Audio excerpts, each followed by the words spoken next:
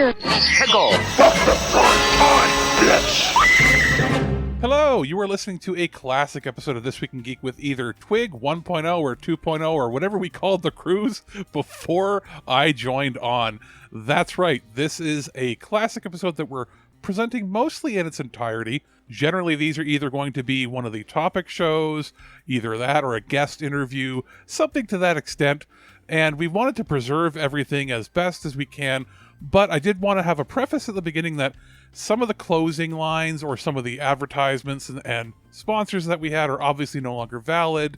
We're not going to go in and heavily edit anything when it comes to the closing and that. For instance, we do not have a call-in number anymore. If you want to get in contact with us at the very end, we'll obviously have our normal closing that we have, which explains the email addresses. But if you are concerned or have any other questions, or if there's another episode that you'd like to suggest that maybe we can go rifling through in the archive for, contact me at alex@thisweekingeek.net, or the main email, which is feedback@thisweekingeek.net. So without further ado, let's get into one of these classic episodes. This is Solid Snake, and you're listening to This Week in Geek with Mike the Birdman Dodd and the rest of the Twig crew on thisweekingeek.net. Did you grow up with a NES, PlayStation, Star Wars, cartoons, and 80s TV? Do you like to think who would win in a fight between Batman and the Master Chief? Comics, games, movies, music, and TV. They're gonna tell you everything you need. Superheroes or not, they got your back. They're gonna save the world of geeks.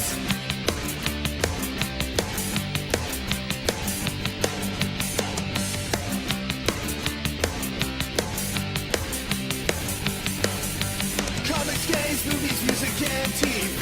They're gonna tell you everything you need. Superheroes or not, they got your back. They're gonna save the world of geeks. This Week in Geek. This Week in Geek. Hey guys, what's going on? You're listening to This Week in Geek, and I'm your host, Mike the Birdman Dodd. Well guys, it is that time of year. It is Halloween, probably one of my favorite times of the year when it comes to movies. And of course, on this month's topic show, I had to bring out some big guys, people who know their masters of fright, the masters of the macabre. And one of the people that I wanted to work with is a guy I hung out with at MagFest 2000. It comes from one of the sites that I work with, thatguytheglasses.com, the guy who just finished his Scream retrospective. That's me. That's my cue. Hi, guys. Hi, Mike. Hey, Welsh, it is good to have you on the show, man. Though I know we've been trying to get something together for quite some time, though, haven't we? Yeah. Since MagFest, since January, where we met for the first time. It was you pulled me to one side and said, "Listen, we're gonna have to do something at some point." And now, 10 months later, we're doing something. Exactly. It's about damn time. I liked you. You were not a douchebag at MagFest. Plus, what can I say? You got a sexy goddamn voice, man. Thank you very much, sir. It's very much a bromance. Now, speaking of people I have to bring on the show, you guys may have heard of this guy. He's been on G4. He's been on Spike TV. You guys visit his website daily at cinemassacre.com. He's also known to the world as the Angry Video Game Nerd, but better known to me as... Hey, it's James. Exactly. It's always nice to have you, James, on the show because I love hearing your insight, getting into movies and everything. And speaking of movies, I understand you actually have begun fundraising for the Nerd movie, actually. Oh, yes. We are, trying to get ahead on the AVGN movie. We've built the whole web series around this character for years now, and now it's time to actually see a narrative film with them because that's what I want to do with my life foremost is movies, telling stories. And I understand you've actually got some help from people like ScrewAttack.com and That Guy the Glasses for doing auditions in a couple of different cities, correct? Oh yeah, they've been great. We got people all over the country that we work with, so it's awesome that everybody's helping out. And the fans have been great donating. We just launched a fundraiser on Indiegogo, and the fans are donating, and they're really awesome. So thanks everybody who's listening. Well, we definitely hope to see you up on the big silver screen sometime soon, and I also have a vested interest in your movie, so I hope you'll hire me at some point down the future. But I'm not here to beg for a job. But guys, all right. So as you guys see, we've got Welshie and James Rolfe here to talk about horror movies. But you might be wondering, what series are we going to talk about? Last year, we talked about the Nightmare on Elm Street movies, which if you want to hear that interview I did with James and a few other people from the franchise, you can check that out on Cinemassacre.com right now. But we're talking about John Carpenter's horror movie masterpiece, Halloween. We're not just talking about the first one, no. We're going to look about the entire franchise, all the way up to Halloween 2, the Rob Zombie remake, which I know Welshie definitely has some opinions on. Yeah, so are we allowed to swear? Oh, you fucking right we are. So, with that in mind, guys, here are just the facts for the Halloween series provided by Welshie. We'll be back, guys, right after this. Also brought to you by SpaceMonkeyMafiaStudios.com and GameAccess.ca, Canada's online video game rental source right now. So, guys, we'll be back after just the facts. I met this 6-year-old child with this blank, pale, emotionless face and the blackest eyes, the devil's eyes. On a dark October 31st, a nameless, faceless individual murdered his young sister Judith Myers in her bedroom with a butcher knife. Released in 1978, director John Carpenter and his then wife Deborah Hill released into the world a horror juggernaut, a series that has spawned books, comics, crossovers, fanfics, fan arts. After murdering his sister, Michael is locked away, saying nothing for 15 years, before escaping his prison the night before Halloween and returning to his hometown of Haddonfield. Following young Laurie Strode and her friends on Halloween night, he slowly kills them one by one. In the end, Dr. Loomis unloads 6 bullets into Michael, which knocks him from the bedroom window to the ground below, where he quickly vanished. 3 years later, Halloween 2, again penned by Carpenter and Hill, was released. Set immediately after the events of the original Michael murders, it follows Laurie's recovery at the hospital while Loomis continues to hunt Michael down, while Michael continues his murderous rampage. The truth is revealed that Laurie is in fact Michael's younger sister. The film reaches a dramatic conclusion as Laurie shoots 2 bullets into Michael's head, blinding him, before Dr. Loomis initiates an explosion that seemingly kills him and the shape once and for all. 1 year later, Halloween 3, Season of the Witch was released, and in a radical departure from the previous films, Halloween 3 contained none of the previous characters. It was an attempt by Carpenter to make the Halloween films a unique franchise where every film would have a different cast and story. The film follows Dr. Chalice as he uncovers a murderous plot hatched by an evil organization to kill every child who wears a silver shamrock Halloween mask on Halloween night. The film ended on a cliffhanger, leaving it uncertain whether Chalice was successful in his attempt to save the children. Halloween 3 is also notable for being the last film in the franchise that John Carpenter had any active involvement in. In 1988, Halloween returned, and after the disappointing box office performance that was Season of the Witch, Michael Myers returned, fittingly in Halloween 4, The Return of Michael Myers. Set 10 years after the original murders, revealing through the film that Laurie had died in an automobile accident, Michael sets his sights on her daughter, 7-year-old Jamie Lloyd. As Michael stalks the residents of Haddonfield once more, only to be cornered by the Haddonfield police, where he was shot repeatedly and fell down a mine shaft. With Michael apparently gone, the film concludes with Jamie seemingly having been affected by the same madness as she stabs her stepmother, leaving the door open for the obvious sequel. 1 year later, Halloween 5 was released. Set 1 year after Halloween 4, the film reveals that after Michael fell down the mine shaft, he was able to crawl to a nearby river, where he was found and rescued by a hermit. The day before Halloween, Michael awakens, kills the hermit, and proceeds to stalk Jamie once again, killing friends and family in his wake while a mysterious man dressed in black appears in town. The film reaches its conclusion as the police, Loomis and Jamie, lure Michael to the Myers house, where Loomis traps Michael and, after using a tranq gun, beats Michael with a wooden plank until both collapse into unconsciousness. Later at the police station, the Man in Black appears to help Michael escape from his cell, and soon Michael, the Man in Black, and Jamie all vanish. It would be another 6 years before we saw another Halloween film, but in 1995, The Curse of Michael Myers was released. Picking up 6 years after the events of Halloween 5, it is revealed that a mysterious cult had abducted Jamie, and through their means, she'd given birth to a baby. Jamie escapes with her child, only for Michael to hunt her down and kills her, but she manages to hide her child, which is eventually found by Tommy Doyle, and along with Dr. Loomis and Cara Strode, the film reaches its conclusion in the old Smith's Grove, where Michael attempts to kill the baby and erase its bloodline. The film concludes with Michael slaughtering the Cult of Thorn, a group that seemingly have been in control of Michael's actions through the whole franchise, only to be injected with drugs by Tommy and beaten with a lead pipe. This was also, sadly, Donald Pleasant's final role before passing away shortly after finishing his scenes for this film. With opinion divided on Halloween, the series seemed to falter, but in 1996, Wes Craven unleashed Scream onto an unsuspecting audience, and with Scream's release came the booster shot into the arm that the horror genre badly needed. And with a new interest in horror and Halloween's 20th anniversary approaching, in 1998, Halloween H2O 20 years later was released, with Jamie Lee Curtis returning to her iconic role as Laurie Strode. The film reveals that Laurie faked her death and went into hiding and is now a mother and the headmistress of a very posh private school. The film featured an early role for Joseph Gordon-Levitt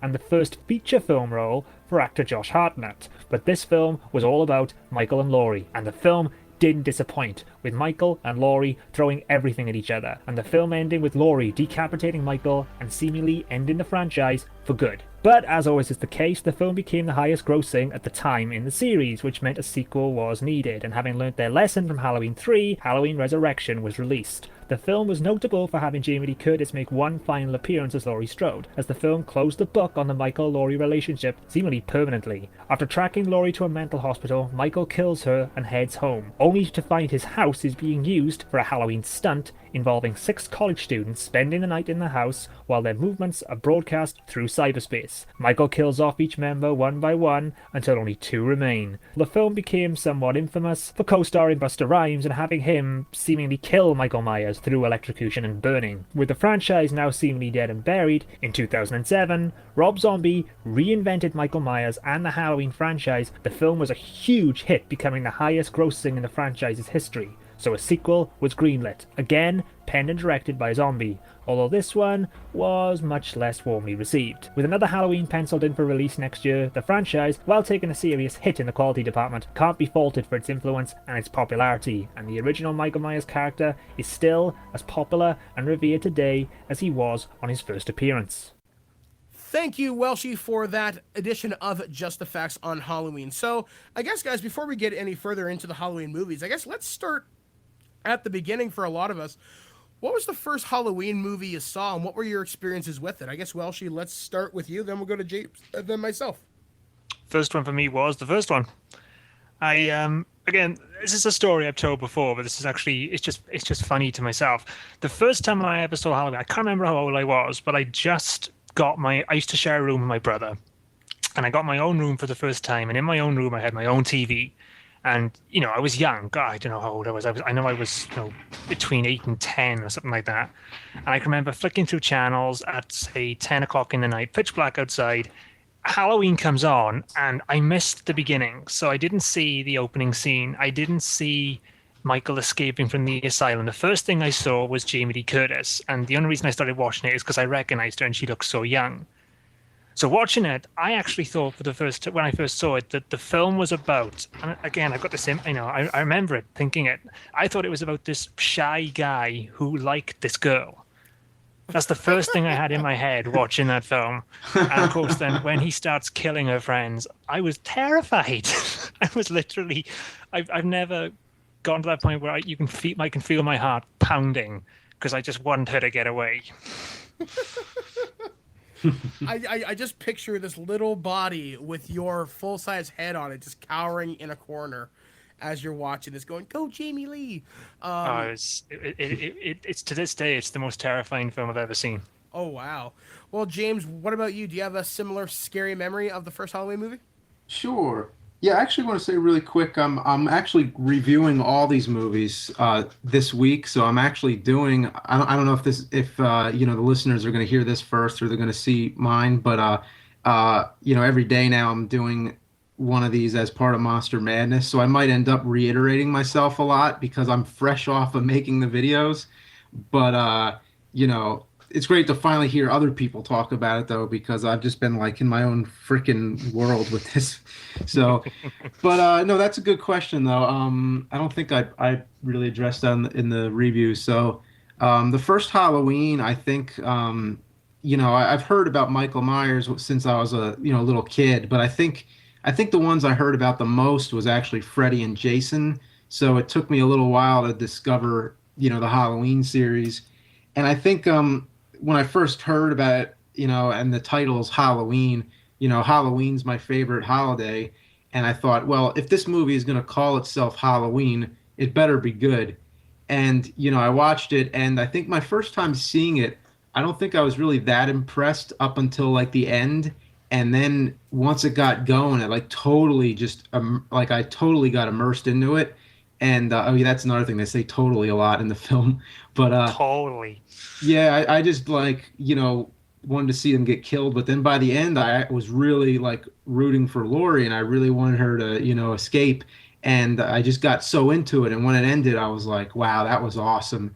And since then, it's always been like a tradition. I try to watch it every like Halloween when I can. Now, I was gonna say, looking back to my first memories, I think the first Halloween movie I saw was actually number 4, which is where they started the whole Jamie Lloyd storyline. Return of Michael Myers. Yeah, so I think that was 1988. So I was maybe about 8 or 9 years old at the time, and I just 10th remember anniversary. And I just remember seeing it, thinking, "Oh man, this is intense." I mean, this guy, he's like Jason, but he's not.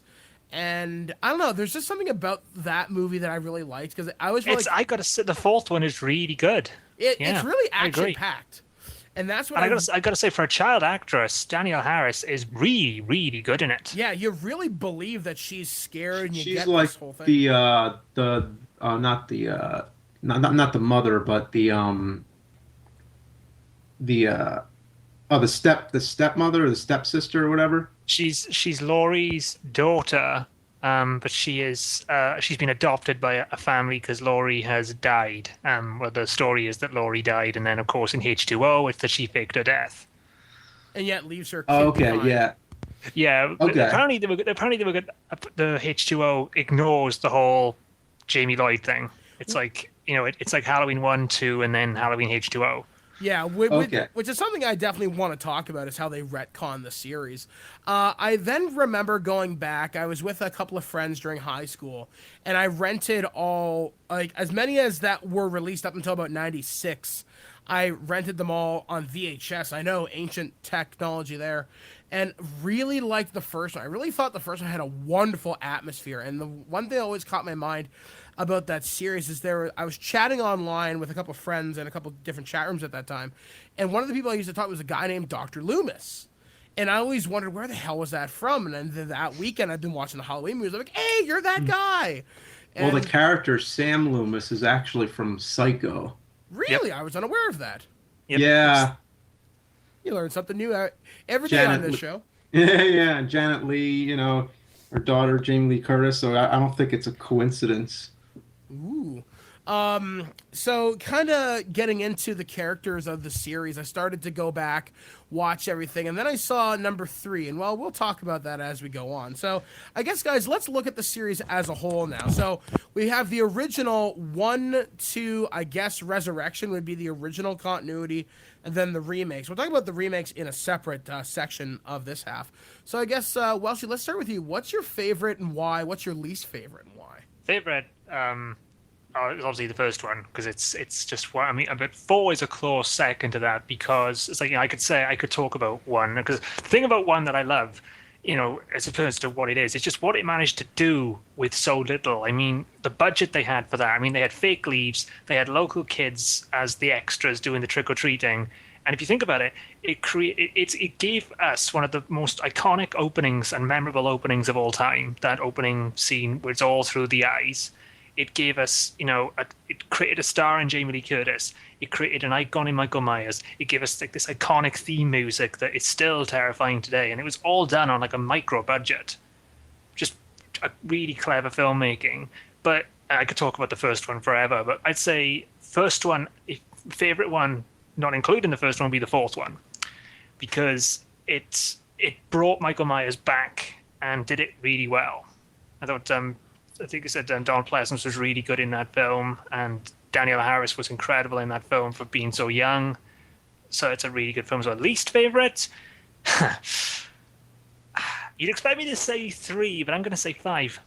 Yeah, I'd be inclined to agree that 5 kind of sucked, although I'd say my least favorite is probably 6. But James, what about you? What's your favorite, and then what's your least favorite, and why on both counts?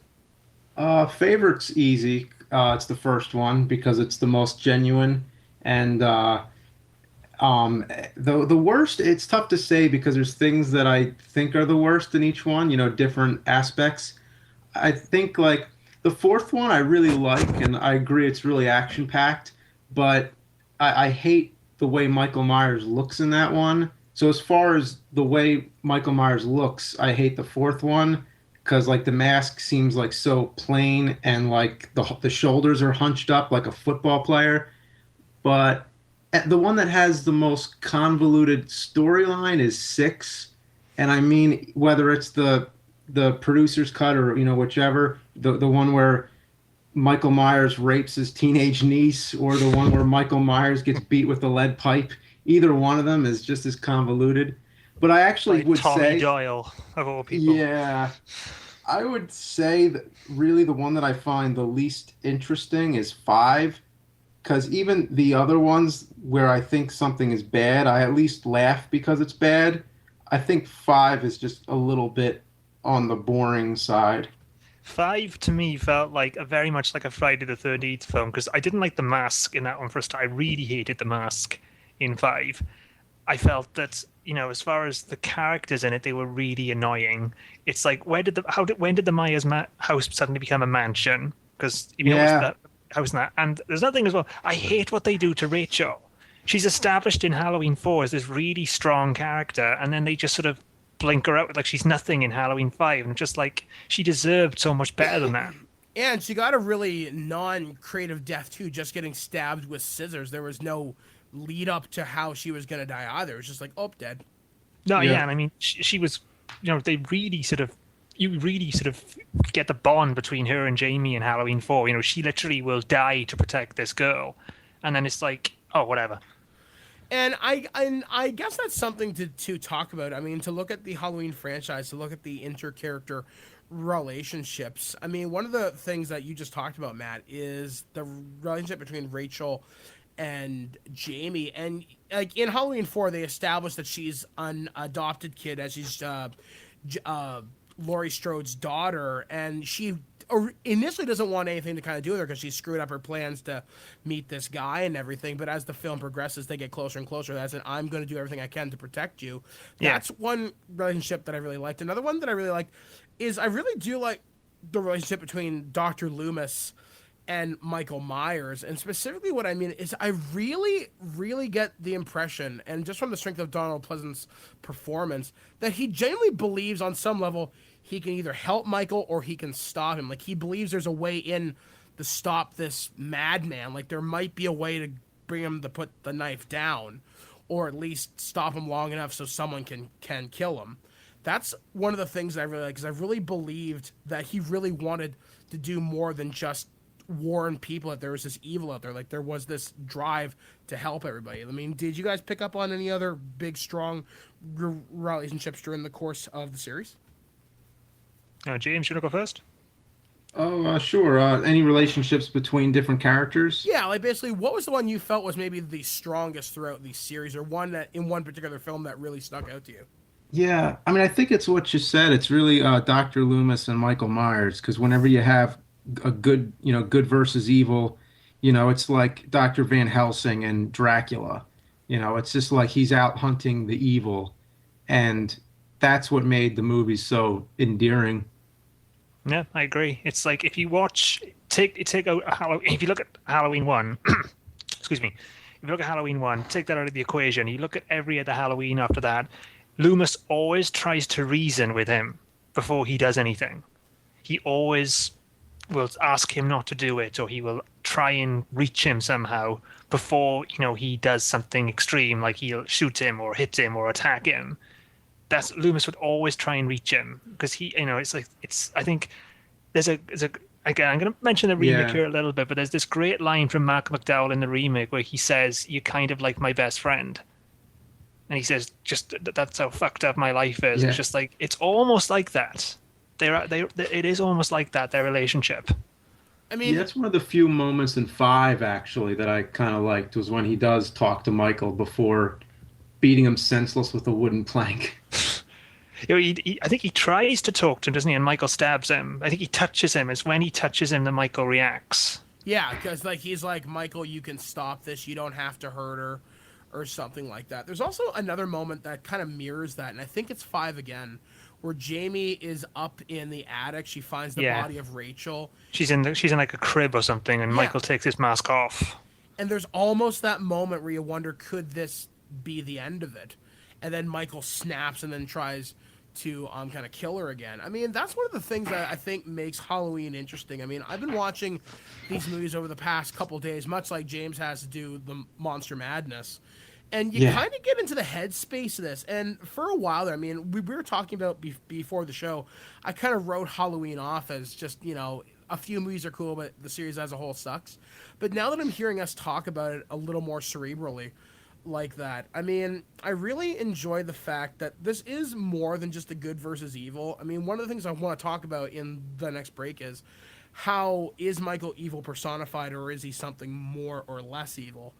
And I guess looking at the films, I mean, looking at these movies, where do you think the series started to take a change? Because these things were box office successes for the most part, with the exception of number 3 and 5, I think did not do very well commercially. Where do you think the series took a bit of a turn? I'm going to say number 5, because the focus, Michael became a generic Jason Voorhees clone. I think after number 4, with the fact that they could shoot him with pistols and shotguns and try to blow him up, and he'd more or less walk away from it, like Jason does in number 6 and number 7. He just shrugs off major damage, and he becomes less of a human being. And then they introduce this whole Cult of Thorn thing, or they hint at it in number 5, and that's where the series just takes a radical departure into the frankly stupid. Well, it's again, it's that classic thing of them trying to justify what he does. It's you know, I mean, you look at the recent horror film remakes now, and it's like every horror film remake gives you a backstory on the killer, Leatherface, Freddy, Michael. I mean, if they're gonna make a Hellraiser remake, you know they're gonna do a detailed one for Pinhead. You know, it's just all this sort of stuff. With the Thorns, with the Cult of Thorn thing, it was something different. It's just I don't shit on it like a lot of people do, because it was something different, and it did tie into Halloween and the whole, you know, killing off your bloodline sort of thing, which is what he was doing. But you know, it was silly. You know, you can't say otherwise. It was silly. And I guess Halloween would be kind of the pioneer in trying to take that to do something kind of different with it. Now, do you think any other horror franchise has taken as many risks as Halloween does with its established mythos and in even the character design? I mean, look how many times the mask has changed, and no actor has portrayed Michael more than twice in a row. Yeah. Even in the first movie, there was like 7 people or so, or maybe more that played him. I mean, they lost that mask after they finished that film. Yeah. I heard a story. I was at a Q&A with Nick Castle, and he told a story about what happened to that mask, and I'm trying to remember right now. I don't know. Have you ever heard what happened? Because I think he had it. I think he kept it for a while after the first movie, and then the studio wanted it back for part 2, but they ended up creating another one out of it, and then they don't know. I think what happened. Then nobody knew what happened to the first one, and yeah. Yeah, well, no, I don't. Yeah, because I mean, the thing with 2 that sticks out to me is that you can clearly tell it's a stuntman playing Michael Myers, because he walks very stiff. Yeah, I was just actually, you're right. I mean, and that's something else, because there hasn't been a consistent portrayal of the characters. Do you think that's hurt it? Do you think that's hurt the series overall? I mean, there's been so many actors that have played Jason. I mean, Kane Hodder, C.J. Hood, I think was one of the guys' names, and so many other different people. Do you think that hurt the series? Not really. I don't think so. As far as consistency goes, I guess it's just one of those things. You got to let it go. You know, you got to take it as each movie is.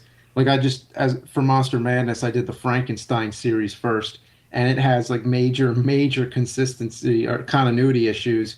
And it has the same issue with the house too. Like the Frankenstein castle changes appearance in every movie, just like when you're saying Part 5 where the Myers house becomes like a mansion. Yeah. But I guess I'd say Friday the 13th is a little bit more consistent, maybe. Yeah, with Kane Hodder playing him 4 times, wasn't it? Yeah, he did 7, 8, 9, and Jason And X. X. Yeah. Now, I guess let's kind of evolve the conversation a little bit forward and talk about some of the more later films, and then I want to talk about Season of the Witch a little bit. So with 4, 5, 6, they definitely took a risk. Like I said, they talked about the Cult of Thor and the whole Jamie Lloyd storyline and changing things up, and then they retconned everything with Halloween H2O to make it a direct sequel to number 2. Do you think that was a risk worth taking? And was it definitely a sequel to number 2, or did they kind of pick it up from the first one? Because that's the thing, because he says actually before I can say that there was apparently the first draft did actually address the Jamie Lloyd situation. Apparently the first draft that Ken Williamson turned in did address that, but they kind of like decided they sort of like make it a completely separate story. But yeah, there's a point where the police say when they are leaving the room they never found the body, but I mean we saw the body burning up. Yeah, exactly. Like, oh, who's that guy who's like burning, walking away? Like, it's like they don't address it in any way. They just say they didn't find him. No. So I feel like that's kind of like the first movie to HTM to the first film, direct sequel to Halloween 1.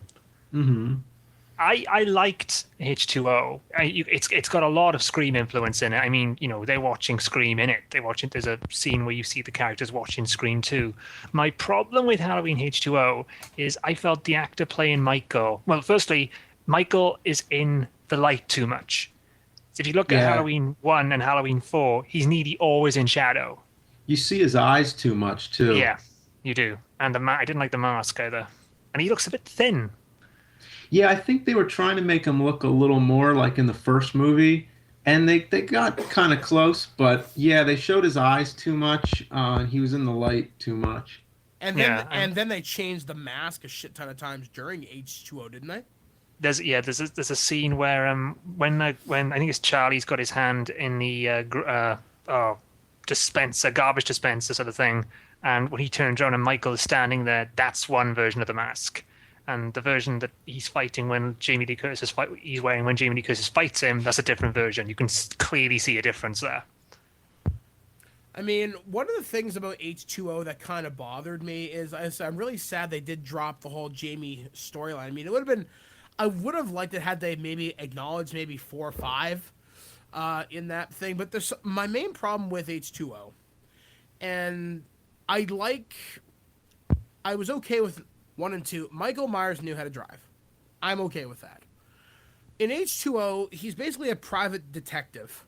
He gets the file from Loomis's old house and figures out that he has to go there. Now, that means Michael knows how to use a map. Michael is willing to refuel cars or steal them as he needs see fit. There's just something about that always bothered me about Michael Myers, because his intelligence is never consistent movie to movie as to what he is capable of. And H2O, that's just what kind of bothered the crap out of me, is that he has to travel from Illinois to California. And I know there's probably some stories in there to be told, but just I can't picture Michael Myers cruising down the highway obeying the speed limit the whole time, or cruising past, stopping for directions. Yeah, like think about that. Think about Michael Myers traveling cross country. It's the ultimate road movie we've never seen. I want to see it. I want to see Michael Myers picking up a hitchhiker along the way. He might even drive through the Texas Chainsaw area and pick up the hitchhiker there. See, there you go. Or he's not good There's with the crossover right there. Halloween meets Texas Chainsaw Massacre. There you go. He stops off in Camp Crystal Lake for a burger. You see what I mean? There's just nothing consistent about H2O in that regard, and that's what takes the believability out of it for me. For that, just the fact that Michael Myers has to do ordinary people stuff to track his next victim. And as far as I know, Michael Myers isn't a superhuman, so I'm just trying to picture how. Well, look what he goes through in H2O. Yeah, it's axed in the shoulder. he survives pretty near everything that's kind of thrown at him. And with H2O, I'm really glad they tried to establish what happened to Lori and how she faked her own death to start a new life over and everything else. But I'm just surprised Dr. Loomis was able to find her after faking her own death. So once again, he's a wonderful private detective to figure this out as well. I think with Loomis, I think he was responsible for it, for helping her go into hiding. Oh, okay. I wasn't sure about that. I think that was it. Don't quote me on that, but I got to say though, what I did like about H2O, I liked it's got that really slow build like the first film, with Michael, trying to find her, finding her. They establish all these characters, sort of thing. When it seems to be going the sort of Halloween route of like them running, and then she turns, and she kicks in the glass and she pulls out the axe and the music playing when she's just stalking the halls looking for him. I love that sequence. She's scarier than Michael Myers. Yeah, she's completely lost it in that film. It's like when she's just the whole fight between them. I just love that sequence. Yeah. One of the things it takes all the scariness out of Michael Myers, though. Like, I am not at all afraid of him by that point in the film. But, it was kind of just that revenge. They were going to call it the Revenge of Laurie Strode, apparently, which would be very fitting. Because that's what I think it was all about. It was like this, beaten up franchise. Let's kill it off. Let's, kill Michael Myers for good, and let's just end it. And, of course, that didn't happen. See, I was kind of okay with the ending of H2O where she supposedly cuts the head off of Michael Myers. That would have been a great ending to the series, in my mind. But again, what was interesting about that is the ending, is because, at that point, that's supposed to be Michael. And the fact that he's reaching out to her, it's just like, has the evil finally gone, sort of thing. It's like all these sort of questions. Is she going to forgive him? It leaves it, all those sort of things. That's a really interesting sort of thing, because you can read it so many ways. He could be reaching out to grab her and then just snap her neck. You don't know. It's never answered. Yeah, like I thought that would have been a great moment to end the series on, because you would have had a definitive answer, or at least leave it up to people like us to talk about it for years and years later. And then we got to Halloween Resurrection. Which I could sum up in one phrase: trick or treat, motherfucker.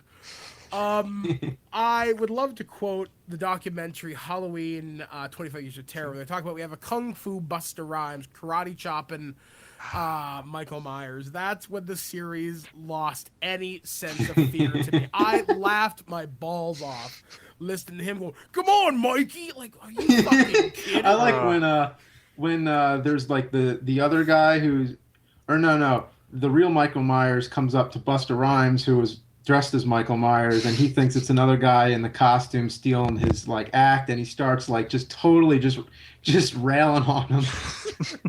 And Michael just sort of tilts his head to one side.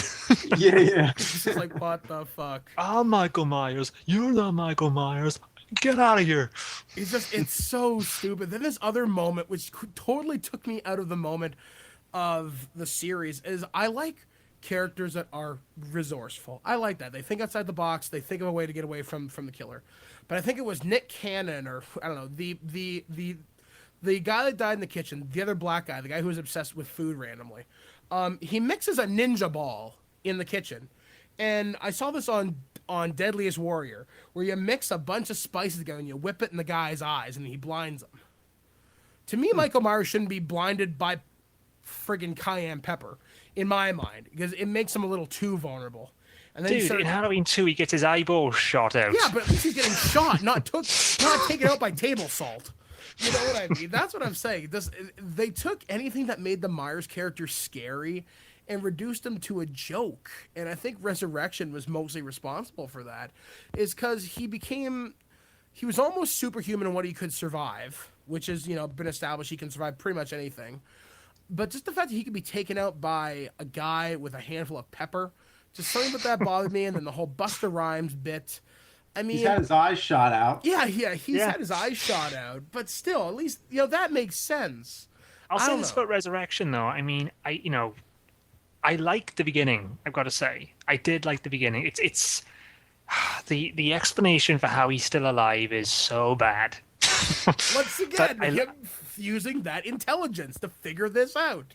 But I do love the beginning because, again, it's Jamie Lee Curtis. And it's just having her and Michael go at it is always fun. It's why I like Wes Craven's New Nightmare, because I love seeing Nancy and Freddy going at it. It's that great. Yeah. It's like one of my favorite moments for H2O is just that sequence when she shuts the door and Michael appears on the other side and they just stare at each other. It's just like, face to face again. Because you lost, the Donald Pleasance interaction, so then we got Jamie Lee Curtis back, so it was kind of good for a while. Yeah. So, Yeah. I guess, guys, to final thoughts on the series as a whole before we jump into our next major topic on this, which is Michael Myers as a character. I mean, I guess, Welshie, let's go with you. What are your thoughts looking on the series of movies, not including the remakes? Not including the remix. Yeah, we're Okay. we're talking about those next specifically. Okay. Well, as far as the legacy of the films go, it's, as not including the remakes, it's still strong as far as I'm concerned because of Halloween. Because Halloween is obviously such like James has said, it's his most favorite holiday. It's one of my favorite holidays, and they will always play a Halloween film on TV here. Sometimes they'll do a Halloween marathon. It's still strong and beloved. The quality wise, it's like I said in Just the Facts, it's not, it's gone up and down in sort of dips and troughs, kind of like the Star Trek films, and a good odd or a good even or whatever. You have one good, one bad. But I know we're going to talk about them, but the remakes really hurt that. And James, what about you, man? Overall, let's see. Well, they all seem to do something different. They all took some kind of chance. Even Resurrection, which was bad, it's still kind of like they made it like where they're filming like a reality show, and they actually filmed it with they put body cams on everybody, and I think it would have been a cool idea to have like an interactive DVD where you could select each character's viewpoint. So they kind of, I think that idea kind of got lost when they made it or whatever happened. But, every movie sort of tried something. And like the third movie, which nobody likes but me, it's still a pretty enjoyable horror film, and it totally lives up to the title Halloween. It may not have Michael. Yeah. I mean, it may not have Michael Myers, but it's a Halloween movie for sure. I think that movie might have been more successful had it not had the association with the Halloween franchise. Had it been a different series called Halloween been established as an anthology, it might have found. Yeah, that was Carpenter's idea behind it. It was almost like a Tales from the Crypt type deal where he would every Halloween, I don't know, but every year a new Halloween film would come out with a new story, new cast. That was his ambition, but obviously by this point Michael Myers was so popular, people just wanted him. Yeah. And the one that makes me rip my hair out of my head is 6. Either version for their own reasons. It's just nothing about it makes sense. Just why would Michael Myers rape his teenage niece with the whole cult and everything? They made him do it or whatever, and then just for him to go and hunt and kill the kid. If the point's to kill his own bloodline, why doesn't he just kill Jamie right there? Yeah. And then it's all these coincidences, Tommy Doyle moves right next to the former Strode house. Yeah, it's the Myers house, but the relatives of the Strodes are living there. There you go, yeah. And it's just so much going on. And the one thing I thought was kind of cool was that they actually tried to link it to the origins of Halloween as being a sacrificial holiday, which is actually what the third one did. That evil mastermind wants to with the mask, yeah, Silver Shamrock. Yeah. So they kind of had that going. Yeah. So they definitely tried all kinds of different things with that series, and it has its ups and downs, but it's definitely an interesting series to say the least. The producers, like you were talking about there with 6. I mean, 6 came with 2 versions. I prefer the producer's cut mainly because Donald Pleasance has got a bigger role. But Michael Myers has lesser role though. Lesser role, which I kind of prefer again because it's just like for me. Halloween 6, the normal theatrical release, was really influenced by the Friday the 13th films because there's a lot of blood and a lot of like way over the top death scenes, whereas in the producer's cut, it's a lot more subdued. Which It is. feels It is more a like very Myers, subdued film. which feels more like a Halloween film rather than a Friday the 13th film. You know what? Here's a good question. What did you get from the ending of the producer's cut, and what do you think would have happened if they would have continued with that, like as the cliffhanger for the next movie? The ending I got was that sort of like the sort of almost ironicness is that Loomis, now carrying the curse, has to look after Michael, which is what he's been trying to stop him for, at that point, what was it, 5 films, and now he has to actually protect him. So I think And if they got Donald Pleasance in like another movie, like I wonder how would they have followed up on that? Yeah. I mean, because from what I get at the end, it's Michael basically walks away. Yeah, I guess like he's dressed as Dr. Wynn, and Wynn switched with Michael, who was stopped by these stones on the floor. Like I don't know. Yeah, it's like he's not wearing the mask, he's not wearing the suit. He hears Loomis screaming and just walks away. It's just like, does that mean the curse is over for him? Does that mean he doesn't have to kill anymore? Oh, questions. Yeah, I know. It's to walk away. I guess like it doesn't make any sense. That would have been something for them to explore. Now, something that was explored, sadly, is these movies were remade. So one thing, guys, we have to talk about is the unfortunate fact that these movies have been remade by infamous director Rob Zombie, who's As also a everything musician. gets remade. As everything gets remade these days, and hell, in Friday the 13th, we made Jason a master electrician for some odd reason. So anyway, looking at these movies, I want to get your guys' thoughts on them, what you guys think, and I'll start so you guys can kind of gather it. I thought the first Halloween remade by Rob Zombie actually did something kind of special. They went back and gave us a backstory to Michael Myers to sort of make us sympathetic and empathetic towards his situation. What made him so fucked up? What made him? What gave him that rage to kill people? And there's something I think Rob Zombie accomplished. I don't think very few horror directors ever have. He really made it sympathetic towards Michael with the casting of that child whose name I can't pronounce. Deeg. Yeah, I There's- can't remember his last name. It's Deeg something. Feach or Feich, something like that. Something F.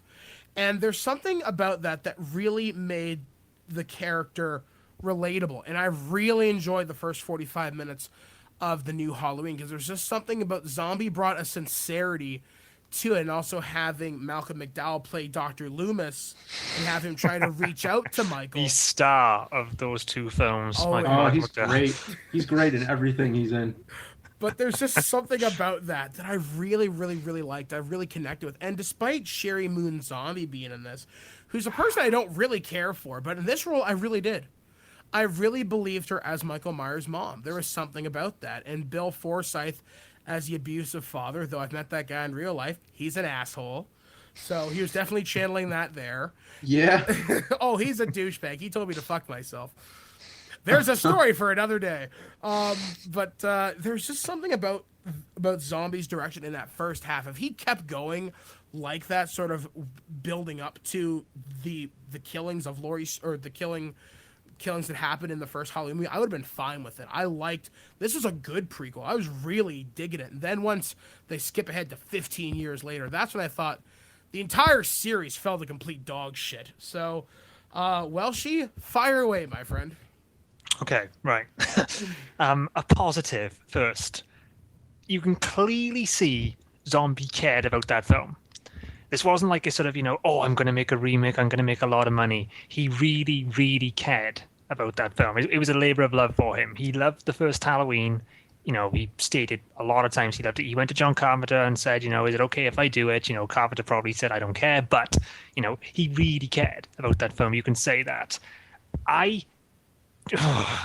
don't mind looking at his childhood, but the problem is Zombie chooses the sort of like cliche stuff. I mean, the scary thing about the first one is that he's a normal child from a normal family. In this one, he's already killing his pets. You know, the first thing you see, he's drowning his mouse or something like that.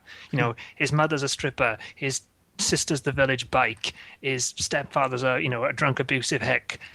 It's just like that's it's like that kind of explanation. And the fact is that the biggest problem with the remake, it makes Michael Myers the main character. That's the biggest problem with it, because then when Laurie comes into it and sort of and her friends come into it, they're secondary characters. You've been following Michael through the whole film. He is now the star. And it's just that's something the Halloween films never did. Friday the 13th. I'm sorry, not Friday the 13th. Well, yeah, Friday the 13th and Nightmare on Elm Street. The latter sequels made their killers the stars. You didn't care about the main cast because you just wanted to see them die. And I had that feeling with Laurie, especially Laurie, in this film. When she comes downstairs and she's rubbing bagels on her breasts, I'm just like, this is Laurie? Yeah, there were no likable characters in the remakes. Yeah, you said it. The only character I liked in the remake was Danielle Harris's character, Annie. She felt the most real. Yeah, that was interesting because she was in 4 and 5, right? Yeah, she was Jamie Lloyd. Yeah. She did it as a favor to Rob Zombie, and she was the most likable character because in the first one she feels like it's like a high school girl, she's got a boyfriend sort of stuff. In the second one, she's obviously traumatized by what's going on, but she's protective towards Laurie, and her death in the second one is the most heartbreaking thing about the film because she's the best character. Which I guess there's something, guys, to maybe talk about there before we get to kind of James's thoughts on this. Looking at the way Zombie directs his movies, specifically what he does to character development, like I said, he made Michael Myers the star in this movie. Laurie became a secondary character. Why do you think these movies went bad under his direction? Because he really did care. What happened? You want to go first, James? Because I've interrupted you. Oh, sure. No, it's all right. No, I agreed with everything you said. I think the less you know about Michael Myers is, the better. It makes him scarier. And when I first heard Rob Zombie's going to do a remake, but it's also going to be a prequel, it's going to start when he's a kid and explore that part more. I was really into the idea. I was like, okay, well, he probably has a really good idea. I don't know if everybody liked it, but I loved The Devil's Rejects. Mm-hmm. I think he's really good at dealing with just crazy people. And I think he was better in Halloween. I think he was better at the characters that weren't Michael Myers. So yeah, I guess I'd say I don't know what really went wrong, but I was a little disappointed with that. I did the video on it recently, and I don't even remember what I said in it. So I'm like, did I praise it? Did I rip it apart? I don't even know, but I guess we'll find out on Halloween. Sell. Well, for me, and we talked about this at the beginning of the show. Halloween, like I just said, Halloween, the first one, it was a labor of love for him. He really wanted to do it. He stated in interviews after he finished that he was not coming back. There would be no Halloween 2. If there was a Halloween 2, he wouldn't do it. There was nothing. He was not interested in doing it. Halloween, the remake, was such a financial success. Dimension basically said, we're making a sequel. And Zombie came on because I think he said, his quote, I can't remember the exact quote, but it was something like, if anybody's going to make it, I should, because I don't want my vision being screwed up. So with Halloween 2, he wanted to, he wrote it, he directed it and all sorts of stuff. He wanted to make it his own version of Halloween 2. With Halloween, the first one, he'd stuck to like the John Carpenter blueprint. Halloween 2, he was going to try and make it his own. And the studio got involved. And his big idea for it was going to be that it was going to be a psychological film more than a slasher. And it was all in Laurie's head. And the big shock at the end was going to be, it was her all the time, but she was just seeing Michael do it. But the studio got involved and said, you got to have Michael Myers. Because they basically, after Halloween 3, where he wasn't in it, they were terrified. He has to be in it. So, Zombie was fighting, and if you listen to the Blu-ray set, has got a great commentary track with it. Because if you listen to the commentary track he does for Halloween 1, he's like enthusiastic, and he's really sort of, talking about all the sort of stuff that was going on. You listen to Halloween 2 commentary, he's full on, he basically sounds depressed with what he's talking about, because there was so much interference in from the studio. Wow. See, I would like to have seen that version of Halloween 2 than the one we got. That version actually sounds kind of cool. Michael Myers the bum. Where Seeing the fuck is the Halloween music? It's in the credits about 1:45 in. Well, it's just like the Zombie said, I couldn't find a place to put the music. Well, it's not a Halloween film then. If you can't put the music into a Halloween film, it's not a Halloween film. And he's a musician. He should know where to insert this. And the first remake used the music too much, I thought. So it, like, they used it like in the very beginning when he's the kid and he's running, and it's like, I felt they should have at least kept the theme for when, he starts, when he's grown up and he starts killing people. When you first see, the Michael Myers that everybody knows. Yeah, he turns into a Big Daddy Cool Diesel. He's like so they 7 foot overused tall. it. Yeah, they overused it, and then they didn't use it at all. One of the things I didn't like about the remakes is how they did go over the top with the violence. And I don't think Michael Myers, I mean, the deaths should be violent, yes. But Mustafa Akkad went on record before he died saying these are not Friday the 13th movies. These are not slasher films. Number 6 had it in ludicrous amounts. And the zombie one, specifically Halloween 2, it just got to the point of almost hostile levels of brutality. How about when he stabs that nurse in the beginning? It sounds like he's having an orgasm. And then there's that one little pause when he like stabs her like, one more time for good measure. It's like I can't see that as any other way than comedy. Yeah, no, I mean, it's like, you watch the first Halloween films, he's silent. He doesn't say a word. He's a ninja. Yeah. And then, in the zombie ones, he's like, rah! When he's killing Annie, you can't see it, you just hear it. He sounds like a bear. I mean, he looks like one too, but I mean... Very angry remakes. Yeah, yes. And I think that takes away from the Michael Myers character in a sense. And actually, that's where we're going to take our next topic of discussion here, is looking at Michael Myers as a character. So let's get the reboot taste out of our mouth for just a minute. Yeah, I will say the second one, I really liked some of the visuals in it, like those dream scenes. Like if you just put some Rob Zombie music on it, that'd be awesome. But as a Halloween movie, it's pretty disjointed. Well, it's like you were saying as well, Mike. I liked Sherry Moon Zombie in the first one. I thought she was really, really good in the first one. My problem is that Zombie, through the second one, is effectively making her the main character. He's saying, because I remember when I saw the trailer and the line, "It's never going to leave me," the secret behind his madness will finally be revealed. And I died a little when I heard that. And then when it turns out it's his mother, he's seeing his mother. That's Jason. Yeah, and I think that takes away from a character like Michael Myers, is to reveal why he's evil. And I think, like I said, that's where we're going to take the discussion now, is looking at Michael Myers as a character. I mean, Dr. Samuel Loomis describes him as he is evil personified. He is the blackness that exists in hell itself, more or less. He has a blank, pale, emotionless face. He's unremarkable. That's the thing. There's nothing there to him. The blackest eyes. The devil's eyes. And that's, I think, what makes Michael scary, because he is evil. He's every murderous impulse we've ever had. He just doesn't rein it in. And I think that's what makes him truly a remarkable character in horror, is because he doesn't need to be fucked up by his family. He doesn't need to be sexually abused. He doesn't need to be traumatized by some supernatural evil.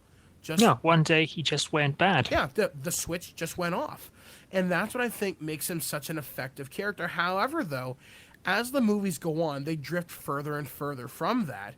He becomes something else. And one of the questions I sent these guys in an email to talk about the show is he evil personified, or an evil intelligence. And the thing that made me think about this was a moment in Halloween 2 specifically, when Michael Myers enters the Haddonfield Hospital.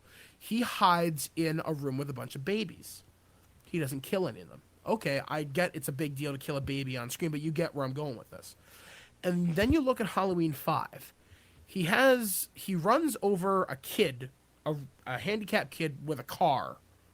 And then in one of the novels, or one of the comic books, he tampers with Halloween candy. I can't picture Michael Myers taking the time to put razor blades in individual pieces of fucking candy.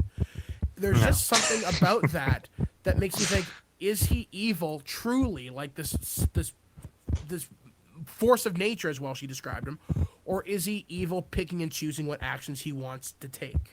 What do you guys think? Go on, James. Oh, gee, you go first. I think I'm gonna just refer to the zombie version now, because I mean John Carpenter. John Carpenter never intended for there to be a sequel for Halloween, that sort of thing. He wrote Michael as what Loomis says he is. The reason the whole sister subplot came in is because Carpenter just decided he had to create a link between Laurie and Michael, and that's where it came from. It was never, it was never intended to be that. It was literally, when we need you to do a sequel. I'm not going to direct it. We need you to write it. Okay, they're brother and sister. It was literally that. There was no big plan behind it. The original intent for Michael Myers, as Rob Zombie, as John Carpenter wrote him, yes, evil personified, evil, unstoppable, just pure evil. And then, of course, with the sequels come in, you have to add a bit of layers to it. And then suddenly, well, maybe he is, but maybe he isn't, and sort of stuff. Because if you look at the first one, he's just, he's a stalker, he's a shadow, he's, as Jim said, he's a ninja. But, at the same time, he will kill, and nothing will stop him killing. And you can't stop him. You can't reason with him. Nothing will, like Laurie, I think she stabs him with a coat hanger. She stabs him with a knife. She stabs him with a knitting needle. He gets shot 6 times or 5 times. He still keeps going. So yeah, the original incarnation of Michael Myers, I say, is the personification of evil. And then with the sequels, they had to add layers to him to Give him a reason change to it keep up a going. little bit. Yeah, to change it up a little bit. But if it had just stayed with that first film, definitely. Because, but even in the first film, he stops that one kid when he's outside the school. He doesn't kill him, just puts his hands on his shoulders and just lets him go. And then follows Laurie. I think it's because he's locked onto Laurie at that point, though. Yeah, but that's what I'm saying. There is an intelligence to Michael Myers, and as you watch through some of the other films, he's smarter than he looks. And the fact that he's been in a mental institution all his life, and yet knows how to drive a car, that's pretty impressive. The fact, Well, they comment on that, don't they? They said, he doesn't even know how to drive a car. He was doing very well last night. Maybe somebody here gave him lessons. I think I know what to say about that. Actually, I just need you to go first to formulate it. I think really he's just like the thing that you need to make Halloween scarier. Like when you you walk down the street on Halloween, you're not scared. You're never really scared. Maybe you go to a haunted house or something, have some fun, whatever. But it's Halloween. Everybody's entitled to a good scare. So he's just that scare that you need. That there's something out there that you don't know who or what it is. So he's really just the boogeyman. Yeah, the boogeyman, the shape. I mean, that's the whole thing of the first film, is that he's the boogeyman. I mean, Yeah. Now, what makes him scary throughout the series to you personally? I mean, to me, the fact that he blends in to shadows, the fact that he literally just appears. That's what I think. One of the things the Halloween movies, or at least early on, had got so effectively, and it takes a film nerd to appreciate this, I think, is lighting. There are times, Lighting, definitely. just the time he just fades in. There is one scene, I think it's the first one, where he's stalking, I think it's the guy with the glasses, Billy or Phil or whatever, and he just Bob, and he just fades in from whiteness from black to white. It looks so amazing. In fact, that's something they should be showing film school kids. Yeah. Well, like the part when he comes in the background with Laurie Strode when she's like crying in the doorway, and then his face appears. Yes, Like, that is a I always, scary image. yeah, I always thought that was great, but then I always thought it was him just coming into the light. But then I heard on, I think it was the commentary or maybe one of the documentaries where they said that it was basically supposed to show what your eyes do when you adjust to the dark, and that she starts to adjust, you know? And Yeah. when I heard that, I was like, that is great. Like, I've never like even seen that done anywhere. Yeah, And if you watch that film, though, he's in so many shots, but you just don't notice him.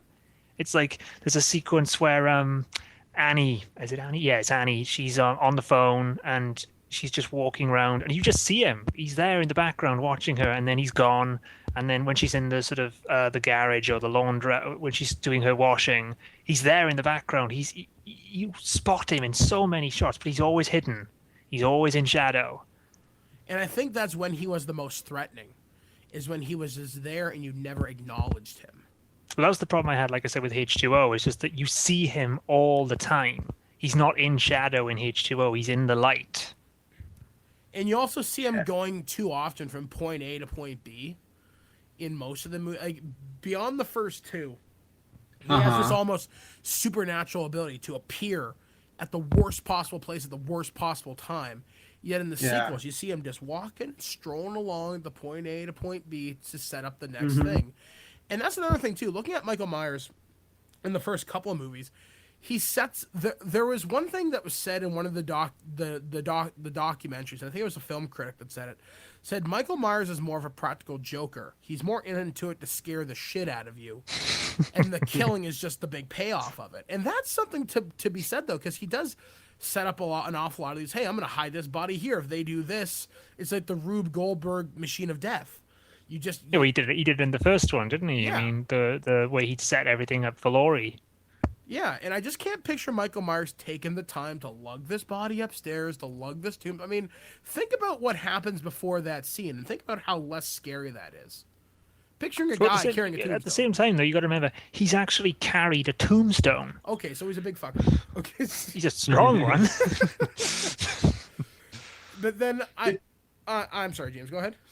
Oh no! Oh, I was just gonna say, did we do the odd moments in the series yet? I think that's where we could probably take this discussion. Because looking at odd moments from Michael Myers, let me see. My first one comes to, like I said, Michael Myers, private detective, from H2O. Like I said, he's evidently taking the road trip across America. Another one is where, actually, let me gather my thoughts on this because I had a list. So James, you go. Okay, well, I have one that sticks out that just has me laughing every time. Like, I love it. It's so ridiculous. Is in part 4 when he picks up that gun and he aims it like he's about to shoot it, and then for a second you're like, whoa, Michael Myers with the gun. And then he lunges it forward and stabs the girl right through the chest, and the gun goes through the back of the wall. And it's just one of those just amazing moments, like, wow, that did not just happen. You know what it is? It's like something out of Gears of War. She just got retro lancered, more or less. It's so ridiculous. You're right. And that's another really stupid moment for Michael Myers. It takes away from some of his ability. And, you know, he seems like a guy who would use whatever tools are at his disposal. I guess he's above using firearms. He's like Batman. Fuck that. I'm not using a gun. He uses it all right, but in a way that nobody's ever done. My one, which might confuse a lot of people considering how much I love the film. It's him under the sheet with the glasses on. Oh, okay. It's the first film. You've established what he is, and then he walks into the room wearing a sheet with these glasses over the eye patch. Yeah, and he just takes it. He just stands there while she insults him. There's another good what the fuck moment. This goes back to Halloween 5, where Tina gets in the car and he's wearing a different mask. And she's talking all sexy to him and all this crap. And he says, "Can you stop to go get me cigarettes?" And he does. Michael Myers, taxi bitch. It just took all sense of fright out of that movie. That movie is pretty stupid to begin with. but just they just did Oh, so much. how about his one line in the DVD version of Halloween 2, the Rob Zombie one? Oh yes, die! Like what the Christ, you know? And that's another thing too. I guess to talk about Michael Myers, you have to look at the physicality of a person to play this guy. And I don't picture Michael Myers. I don't picture Deeg, whatever the hell his last name is, growing up into goddamn Sabretooth Tyler Mane. But he's the Undertaker, isn't he? At the end of that, he's got long hair. He's got the beard. Yeah, I mean, he looks like you can't stop him. I mean, he's buff. I mean, unless Michael Myers is sitting in his room working out all the time, he's not going to get that buff naturally. I mean, he's eating his goddamn Wheaties, but still. There's something to be said about the smaller guys that have portrayed Michael, because he seems more, I guess, human. I mean, sure, he's that's the thing. You know, he's unremarkable. Yeah. That's, you know, there's nothing. He blends into a crowd. There's nothing defining about him, which is, you know, which is the Rob Zombie.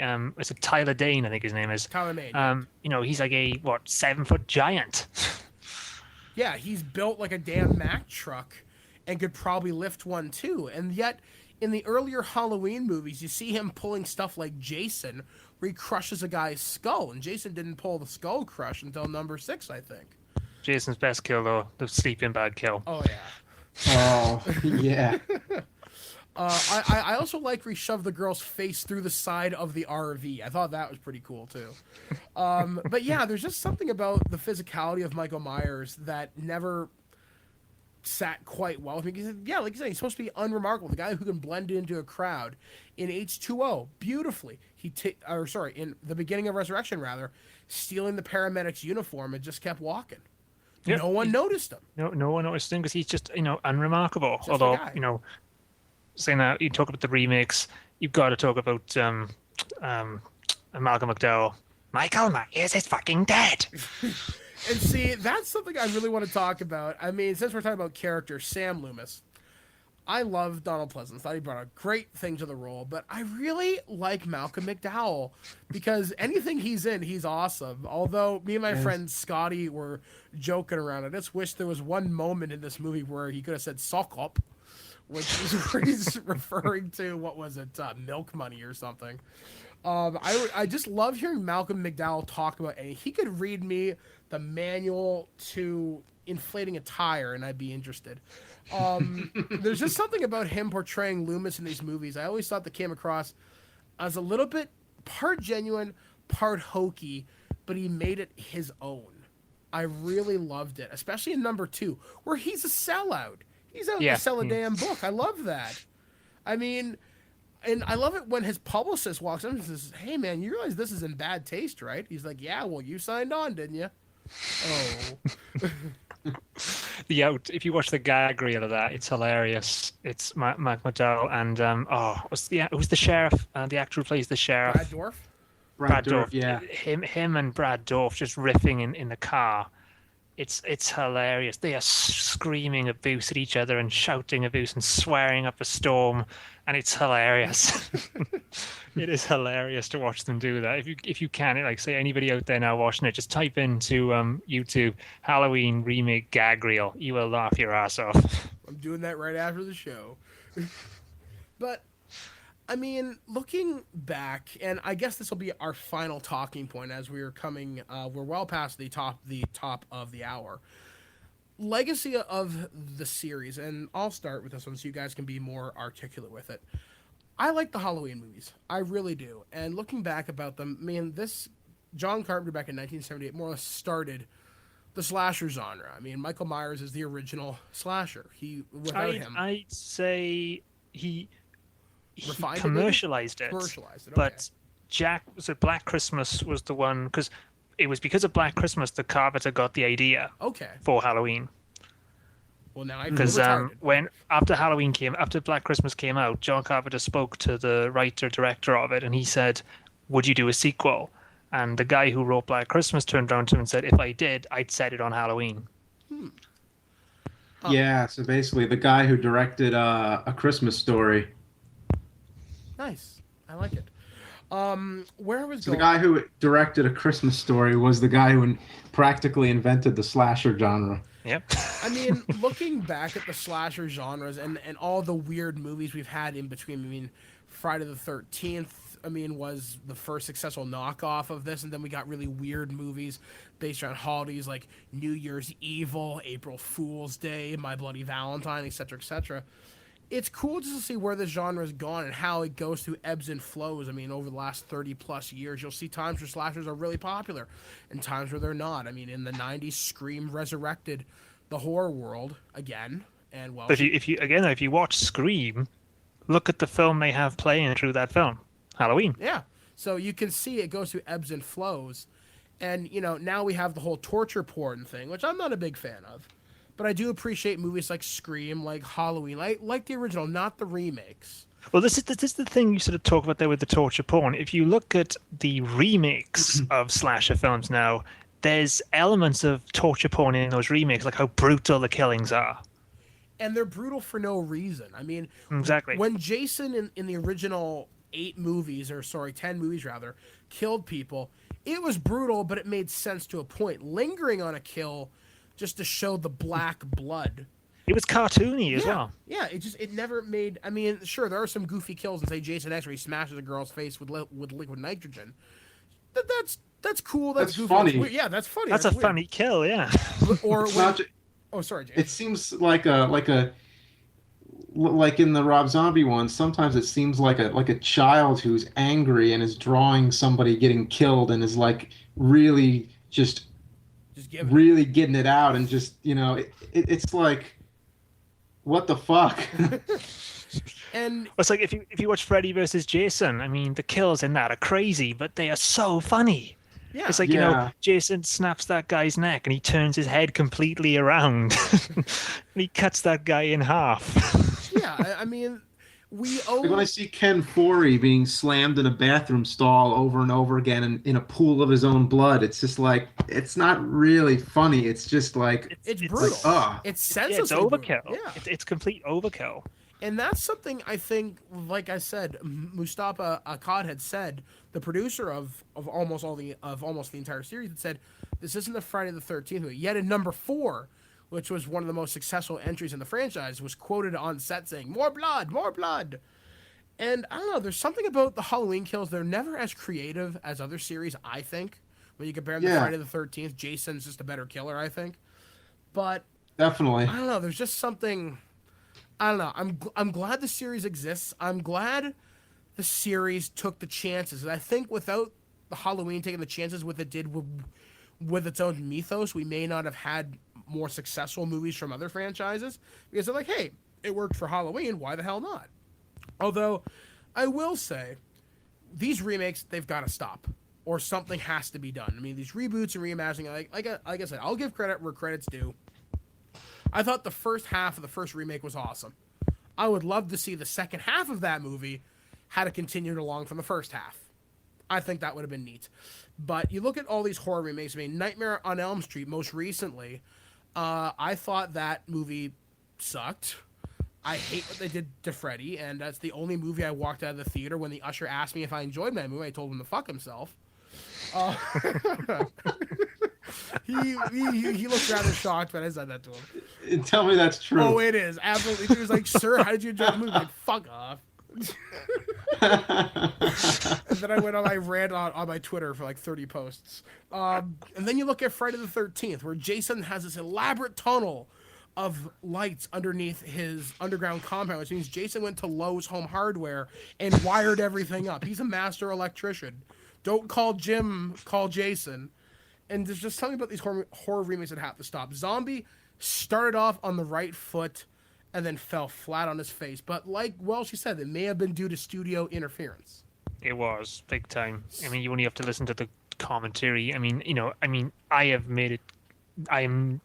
Everybody who knows me or has heard of me knows my hate for Halloween 2, but I don't blame Zombie. I blame script problems for Zombie, because there's certain elements in it that are really sort of like pull my hair out. Like there's in Halloween 1, it's established that Michael stops talking well before his mother dies. He doesn't say a word. But in Halloween 2, they show a flashback of Loomis saying to Michael, your mother's dead, and Michael talks. Just like, Rob, you wrote the script, You wrote that script. You wrote that, and then suddenly that's all to set up the whole white horse thing, which is just like, oh my God.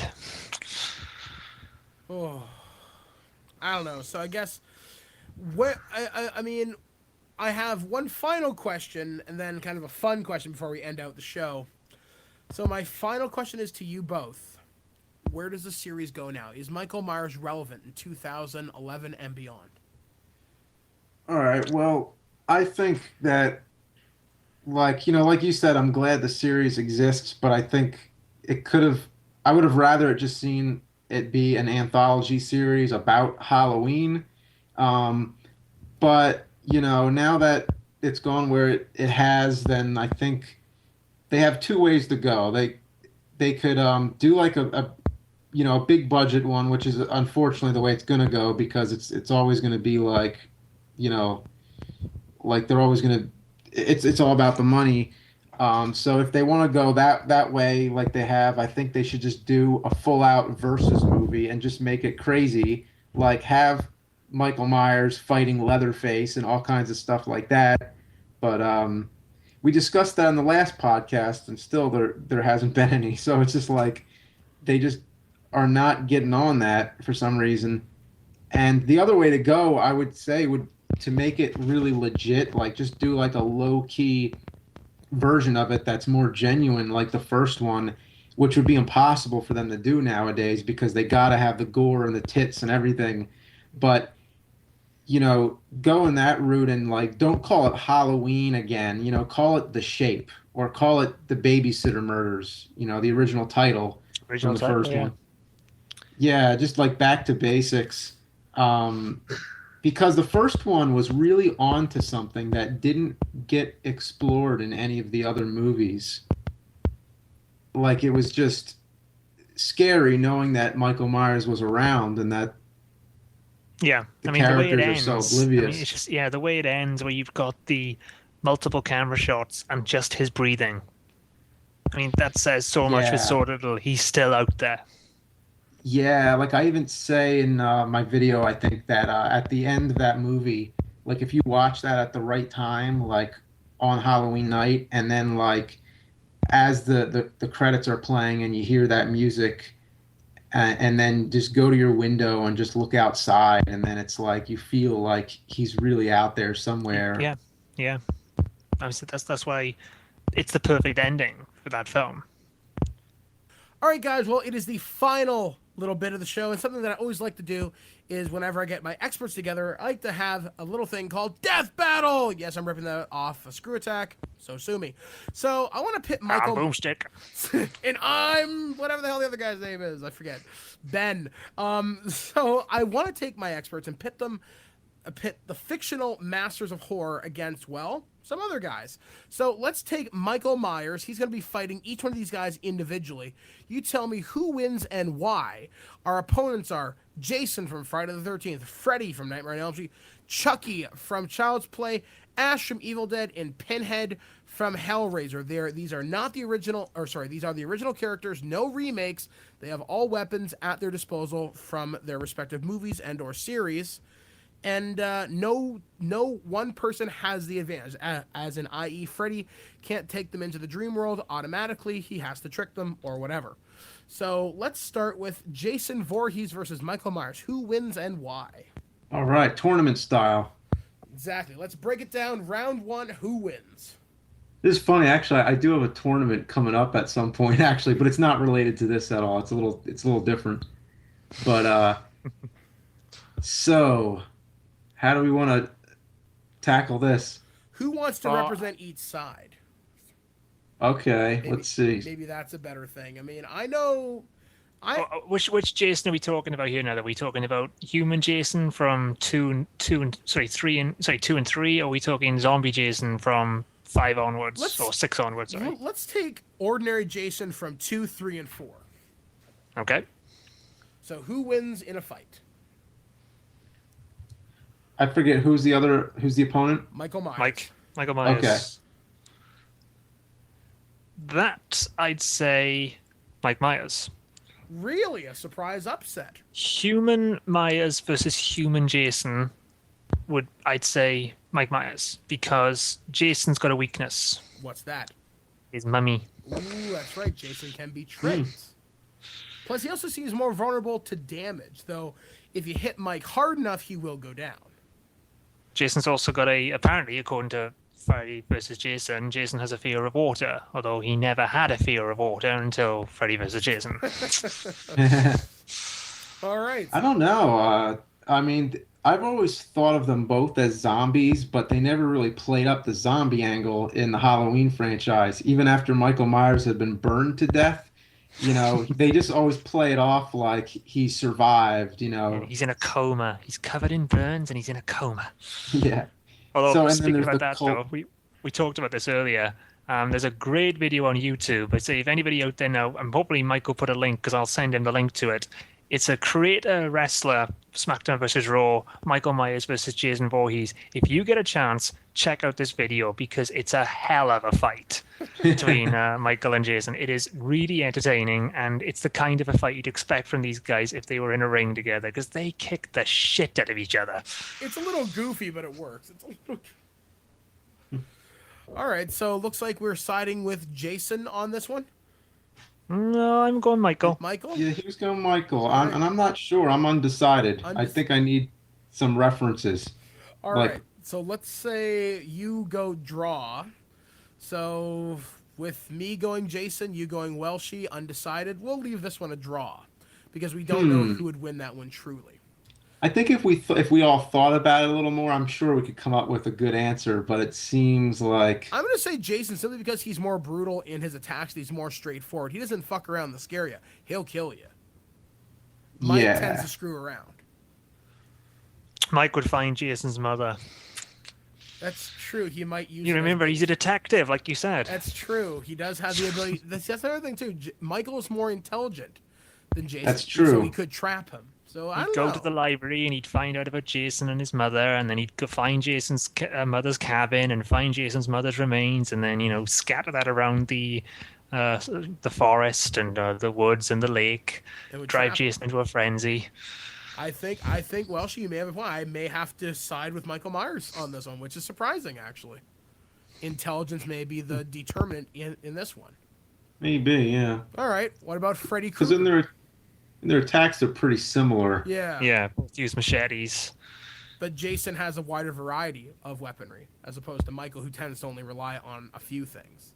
Always the kitchen knife. Or the scissors. Scissors. Or his own hands. Yeah.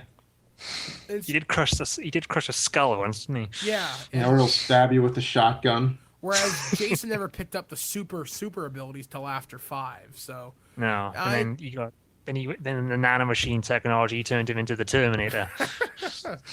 I don't He's know. punching heads off and, But that was also zombie Jason. So I don't know. I think I may have to give this one to Michael Myers due to intelligence, and he was stronger as a human than Jason was.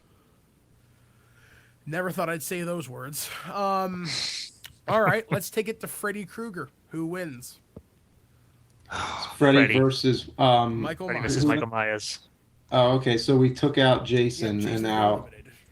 Okay, I wasn't sure if we were going to go to like another two fighting and then bring it all down. No, it's always going to be X versus Michael Myers to see who is the king of the horror movies. Okay. This one to me is Freddy because yeah, More he, intelligent. well, it's not so much intelligence, just that in terms of like. He first of all he has to get Michael Myers asleep, and all right, Michael Myers was in a coma for 10 years, so it's a perfect time to get him. Yeah. I don't know. Does Michael sleep any other time? See, you would think so, because presumably Michael does more human things, and I deduce this from one simple reason. In the house where Dr. Loomis and the sheriff go in the first movie, they find the remains of an animal, right? He's been eating, obviously. He's been eating, so which means Michael obviously eats, sleeps, and shits. So, determining that, he must go to sleep at some point. So, I would have to give the fight to Freddy as well, due to the fact that Michael is still human, does still prey upon that. Now, if you brought Freddy into the real world, You would never pray. You would never pray her, no, because Nancy kicked the shit out of him. Yeah, I mean, even though there's a lot of fan films where all these slasher villains fight each other, like the only official movie is Freddy versus Jason, and I imagine Michael Myers versus Freddy to play out the same way. Like I just can't get Freddy versus Jason out of my head, so I keep seeing that fight play out. Yeah. And although saying that, what Freddy does to Jason in the dream world would have killed Michael Myers. You know, what does he do? He pinballs him around the room and then squashes him with like a cylinder block. That's true because Michael doesn't have the same regenerative abilities as Jason. Well, that was zombie Jason, wasn't it? Yeah. So we're probably gonna give this one to Freddy just due to superior tact or superior powers, maybe. Sorry, I'm watching the have Michael both versus burned Jason to death. fight. They have both burned to death. But Yeah. Freddy is undead, thus unkillable unless in the real world. So unless Michael's smart enough Freddy to bring him keeps out. coming back.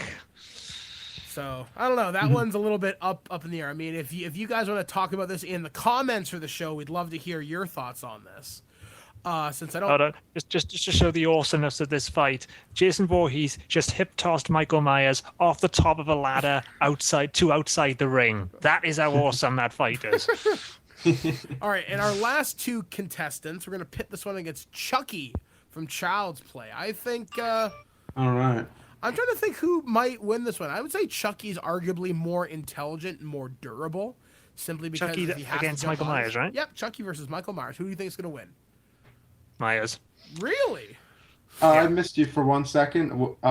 Chucky versus Michael Myers. Chucky versus Michael Myers. Who walks away? Oh, so Freddy's out then. Yep, Freddy's out. We'll leave that one up to the fans. Okay. Michael Myers versus Chucky. I'd say Michael Myers. I might say Chucky. Reason why Chucky wins, I think Chucky is smart. Chucky has magic on his side because he does have that whole kind of voodoo thing. Plus, Chucky is, I think, smarter than Michael, that he sets up his scares a little bit more effectively than Michael does. Michael goes to the very elaborate. Chucky goes for the quicker setup, but it means it also gives him more time to think things out. My examples include Child's Play 1 and 3. Who owns the rights to each of these? MGM is Chucky, I think, and Halloween is Dimension, I think, still. Dimension, yeah. So Dimension and MGM, Yeah. they should both make this damn movie so we can find out. And I guarantee you will make money if this movie is made. You say that though. I'll tell you why I think Michael Myers would beat Chucky in a fight. Strength. Michael Myers would only have to grab hold of him. If Chucky could, it's like Rey Mysterio versus Kevin Nash. If Rey Mysterio can avoid getting touched by Kevin Nash, he's gonna win. If Chucky can avoid getting touched by Michael Myers, he's gonna win. If Michael Myers grabs hold of Chucky, he'll snap him in two. But he would survive that. He'll do Megatron to Jazz. Oh. I see him as like I don't know. I always think of speed. I think Chucky's faster, so it's. Oh yeah, he is. Yeah, it's like I said, it's like David and Goliath. He lacks the raw power to finish the fight, but I don't know. That's another one we're gonna have to leave up to the fans. I don't think between us we're actually gonna settle it.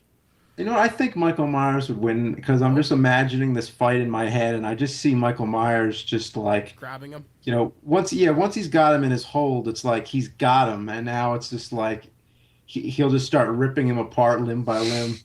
All right then. So Chucky is defeated by the Shape, and our last battle here, or sorry, second to last. This one is something that actually came up in one of the documentaries. Still Michael Myers, right? Michael Myers versus Pinhead. I'm gonna say Pinhead. I'm gonna say Pinhead. Because of superior abilities, tactics, home field advantage, or why? All of those. But Pinhead, he's a Cenobite. He has control over hell, basically. Yeah. I don't think Michael Myers is gonna walk away from this one. So Pinhead takes it. Pinhead could beat him without even moving. He'd just sort of blink his eyes and the chains would fly out everywhere. All right. You know what? I actually seen. I know we didn't get the Jason versus Pinhead, but I was at a Q&A that had Kane Hodder and Doug Bradley, and they actually had this conversation. And Kane Hodder said, "Come on, Pinhead's a bitch," and they just kind of had a back and forth going. It was great. And our last contestant in this thing, representing the good side of the universe, is the Chin himself, Ash from Evil Dead. Groovy. Versus And Michael are we Myers. gonna do Leatherface? Sure, why not? I think that would be a fun little one. I would probably give the fight to Leatherface versus Michael Myers. Weaponry. Oh, okay. Plus, But we're at Pinhead though, right? yeah, we're a Pinhead, so yeah, so No, we're at Ash now, aren't yeah, we? Ash now. Okay. You're confusing Well- me, James. Well, I mean, Leatherface, we didn't use him, so I still think he would win over Mike Myers just due to weaponry. okay. But we're going back then. We're going before Pinhead Yeah. came in. Yeah. Okay, So so we reversed it. So we agreed retroactively had Pinhead would them win fight. against Myers, but Brett Ash. Well, I think, I mean, it's like, because up until now, they've all been horror villains, and Ash is more like the, hero. Yeah. So I would just see Ash winning just on account of that.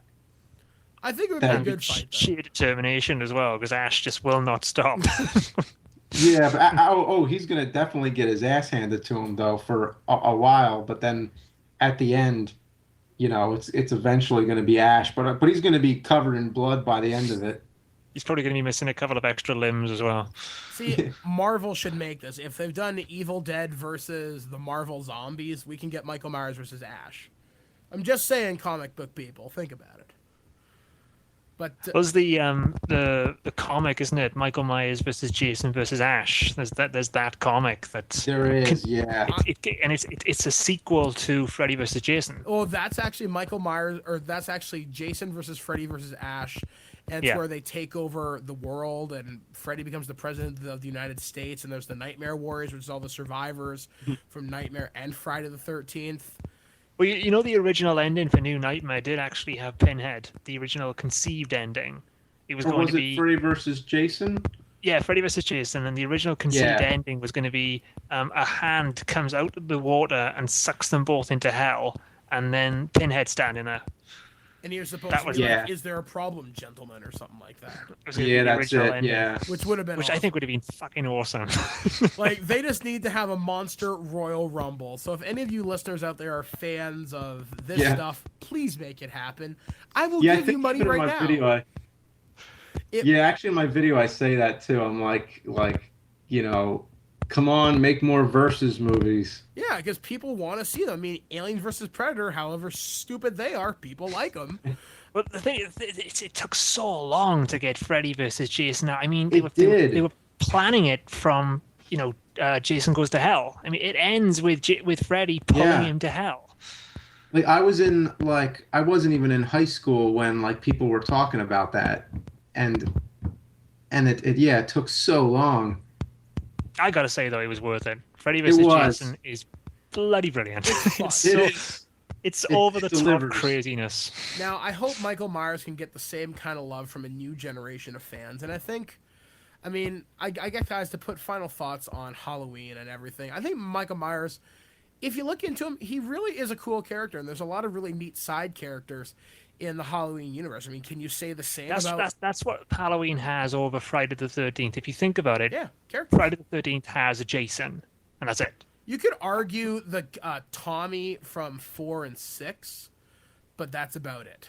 That's it. Yeah. Then you've got Halloween. You've got Laurie. You've got Jamie. You had Jamie. You had Rachel. Dr. Loomis. From Dr. Loomis. You've got these are characters that really help carry it. And that's kind of the problem with the Halloween films, is because you had these characters that are so beloved, not just Michael Myers. There was more pillars built on that film, and again, that's one of my biggest problems I have with Halloween 6 is that they changed the actress who's playing Jamie, and then they just kill her off, and it's just like she was such a loved character. They could have done more with her and didn't. It's the same with Rachel. She was so loved. She would have been after the right Halloween 4. age too, and everything, right? Yeah, she was willing to come back. It's just a question of pay. Yeah, they wanted to give her a scale plus 10, and she's like, well, fuck that. I made that on the first movie. I deserve it. And she did. She did, yeah. So, I don't know. I mean, I really hope you guys out there will go check out the Halloween series of movies. There was an awesome box set released in Region 2 called the Halloween the Complete Collection. Gets filmed Really? 1 to 8. Oh, yeah, in one box set. I have it. Really? Yeah, I hate you, Welsh. Wow. I had to go out there and do this through other ethical means. Yes. Yeah, yes. so no Region 1. I love living Region 2. Bite my ass. God bless Region 2. You know what? And also with the Hammer films, it's always a problem because, like, Region 2, you can get more of them together, but in Region 1, you are fucked. Yeah, it Yeah. all comes down to rights clearances.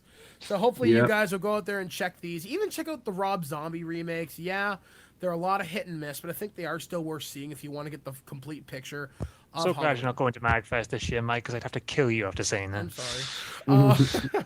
But also check out the Halloween documentary, 25 Years of Terror. It is a fantastic look into the making of all these movies. You get great interviews from everybody involved in the series. John Carpenter, Mustafa Akkad, PJ Souls, Jamie Lee Curtis. Just almost everybody who is involved in the movies in some way is represented. It's a wonderful documentary. I really recommend you check it out. So guys, I the same, yeah. If you can as well, guys, if you can get a Halloween, the original, get the one with the commentary track on it. Because again, it's a very, very interesting commentary track. yeah, and even the collector's edition for Rob Zombie's Halloween has a huge documentary on the making of. And it's worth it just for that alone. I mean, that's why I collect DVDs, is for documentaries. I'm a docu-slut. Yeah, me so, too. Yeah. Yeah. So I guess, guys, do you have anything else you want to pimp out before we close out the show? Welshie, what about you, buddy? Well, for me, personally, it's just my Scream retrospective is going to be wrapping up now. By the time this is out and you guys are hearing this, I'm going to release Scream 4 Part 2, which for now closes my 8-part movie series on it. Which it's been tiring to do, but it's definitely been a labor of love for me in that regard because I love the Scream films. So you guys, if you can, check that out because it's one of the video things I'm actually really proud of doing because I put a lot of, it's not so much me just talking about the film and what you see, but a lot of the subliminal messages that goes into it as well. From my point of view, I'm not sort of saying, this is what you have to take from this. It's like what I take from it. And James, what about you? What are your final things that you want to pimp out? Nothing really. But I'm in the middle of Monster Madness. Well, it's probably close to wrapping up by the time you hear this. But I guess I'm probably like reviewing the Halloweens as this is happening. So, I got that going on, and so that's cool. You covered Scream, and I covered Halloween. So we're just covering horror movies all around. Yeah. And I'm just in pre-production of the Nerd movie, behind the scenes of everything. So it's been really tough to keep up with the web videos as well. Well, we definitely... It's a nice blend as well because like Scream 1 has Halloween 1 in it and Yeah. H2O has Scream 2 in it. Yeah, so I guess next year Yeah. we'll have to see what horror movies we get a chance to collaborate on next year, as I hope to have you both back next year. I'm doing a Saw retrospective next year. Oh, cool. I've already got that in the pre-planning stages already. I plan ahead. You know, And there's what I want to do? there's finally not a Saw movie this year. I know, that's the weird thing. 7 years, 7 Saw films. I intend to do Sleepaway Camp, hopefully. So I have all 3. I love those movies. I don't know why. But anyway, Yeah, I got them all too. But anyway, guys, that's pretty much going to do us for us here at This Week in Geek. Thank you for listening. Be sure to check out Welshie over at thatguywiththeglasses.com. James, you can find at cinemasker.com as well over at gametrailers.com whenever he releases a new nerd video. And me, you can find here at thisweekingeek.net. So, guys, thank you guys for coming out. I really, really appreciate it. Thanks for having me on. Yeah. Yeah, All right. and really good time. All right, guys. Well, I've been Mike the Birdman Dodd saying, live free or die hard. Have you guys have a safe and happy Halloween. We'll catch you guys again next time right here on thisweekingeek.net. Want to see me make bubbles with my spit? Sure do. In fact, that's the theme of our next show. So don't miss it. What the hell happened to George Lucas? Oh my God, there's snot on my face. And I'm your host, Mike the Birdman Dub, and I'm not a join. What the does that mean? That 10 seconds. You gotta keep that. Let's do this. Let's do this right the first time. You guys. Ew, it's in my mouth. Oh, God. What's it taste like, Mike? Water. Ew, salty. Let's start this episode with a shat. Okay, I'm good. Geico. Holy shit! Oh my gosh! Freak! Die! Holy crap! Whoa! Whoa, my god, whoa! Where did it go? I'm like a stupid monkey. As you can imagine, they don't let us out much. You've been listening to This Week in Geek. Tune in next week to hear, somebody random. I don't know. Maybe even a hot chick. Yeah, let's go with that. Did anyone ever tell you that you were very, very sexy? Well, actually, no. They never will. Check out our website, thisweekingeek.net, for more geek content. As well, subscribe to our podcast through iTunes or any podcatcher. If you'd like to comment on this episode, head to this episode post on thisweekingeek.net and comment through Facebook Connect. Or you can call our voicemail line at 817-717-7202. Send us a Twitter message by replying to @ThisWeekInGeek. Lastly, you can email us at feedback@thisweekingeek.net. This extra music was produced by Pronobozo at pronobozo.com. We'll see you next time, and remember, Lower your shields and surrender your listenership. At no point in your rambling, incoherent response were you even close to anything that could be considered a rational thought. Thanks for listening to this episode of This Week in Geek. Hungry for more? Check out our website at thisweekingeek.net. You can subscribe to the podcast, browse our Twitter and Instagram, and leave your thoughts on today's topics. If you'd like to give us some feedback, send us an email at feedback@thisweekingeek.net. Tune in next time, and remember, Lower your shields and surrender your listenership. We would be honored if you would join us. Thank you for your cooperation. Good night.